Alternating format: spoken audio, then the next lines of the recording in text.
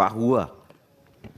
Baik, makasih pimpinan, kawan-kawan anggota, mitra, KPU Bawaslu, Ketua maupun Komisioner dan DKPP, dan seluruh jajaran. Melanjutkan apa yang disampaikan Pak Gaus tadi, di konsinyering kemarin saya pertegas kembali ini. Dan hari ini masih muncul kata bersedia. Bahasa bersedia ini saya pun barangkali dipertegas saja, Mas Hasim. Bahwa wajib. Kata wajib itu artinya kalau teman-teman di daerah maupun di daerah yang jadi anggota DPRD terpilih, anggota DPR RI terpilih dan DPD RI terpilih mau jadi bupati, wali kota atau gubernur, dia wajib mengundurkan diri dan tidak dilantik. Kalimat itu harus dipertegas supaya tidak ada lagi spekulasi orang terpilih coba-coba lagi jadi calon gubernur misalkan. Setelah dianggap mereka ini surveinya lemah, saya tidak bersedia lagi bos, tersandra lagi partai politik. Jadi kalimat wajib itu harus nyata di dalam PKPU.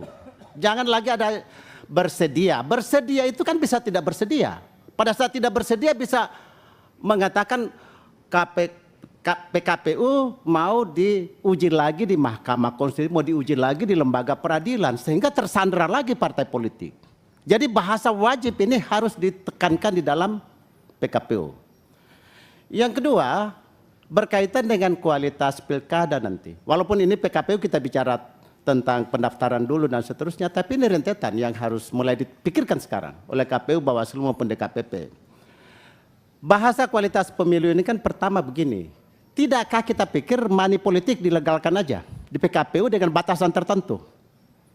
Karena money politik ini keniscayaan ini. Kita juga tidak money politik, tidak ada yang pilih. Tidak ada yang pilih di masyarakat. Atmosfernya beda. Jadi kalau PKPU ini istilah money politik dengan kos politik ini coba dipertegas dan bahasanya dilegalkan saja batas berapa. Sehingga Bawaslu juga tahu bahwa kalau money politik batas ini ya harus disemprit. Sebab kalau barang ini tidak dilegalkan kita kuncing-kuncingan terus. Yang akan pemenang nanti ke depan adalah para saudagar. Jadi pertarungan para saudagar. Bukan lagi pertarungan para negarawan, para politisi dan negarawan, tapi pertarungan para saudagar.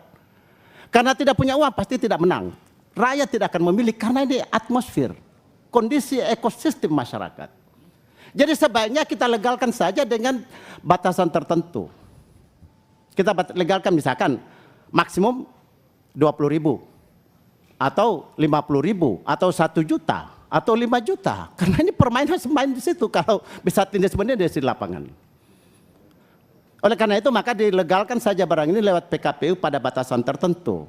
Yang kedua, berkaitan dengan ini maka Mas Hasim, Pak Bagja dan Pak Ketua DKPP, nampaknya bahwa sosialisasi edukasi pemilih ini teramat penting sekarang ini, mulai dari sekarang.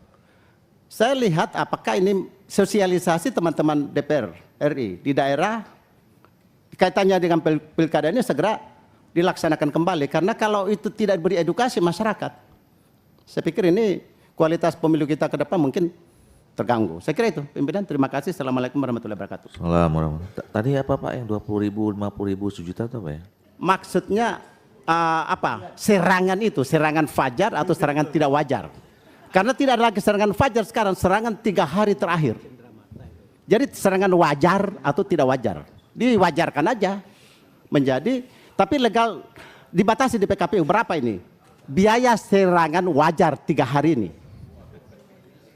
Dilegalisasi aja di PKPU-nya itu.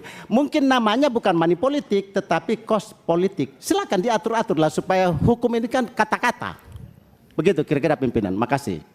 Ya, sebenarnya semangat kita ini mau merubah undang-undang pemilu, pokoknya mau Rp1 pun harus kena tangkap Pak.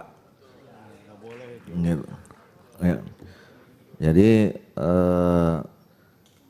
apalagi cuma PKPU. Ya. Memang saya kira kita semua ini merasakan bahwa situasi pemilu kemarin itu tidak wajar kalau bahasanya Pak Hugua. Ya termasuk Pak Hugua juga pasti merasakan.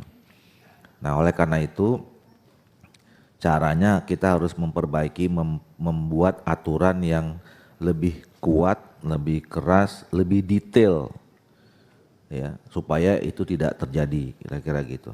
Jadi Pak Hugua ini nyindir kita sebenarnya nih semuanya, ya nyindir.